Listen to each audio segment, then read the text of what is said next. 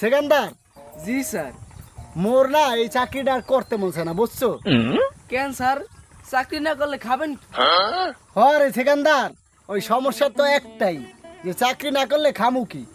আর তাছাড়া ওই কিস্তি অফিসারের কাম ছাড়া মুই তো আর কামও কোনো হিগি নাই যে কইরা খামু আর।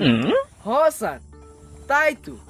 আর ওইদিকে তো আমার বউ দুইটা চালাইতেও তো খরচ আছে। সেকেন্দার, তোমার সব কথাই ভালো লাগে, কিন্তু যখন তুমি আমার বউ নিয়ে কথা কও তখন কিন্তু আর বেশি ভালো লাগে না। ওই করল্লার নাহান তিতাই লাগে। স্যার, আপনি রাগ করেন কেন?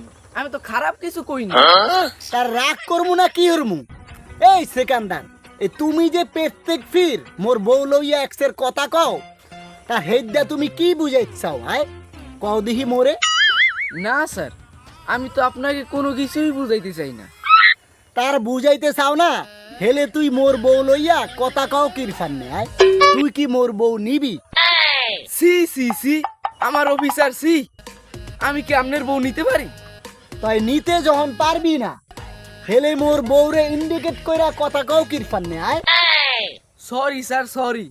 আপনি ভুইলা যায়েন না যে আমারও একটা গার্লফ্রেন্ড আছে। ও আচ্ছা, মুই তো ভুললেই গেছি যে তোমার ওই গার্লফ্রেন্ড আছে।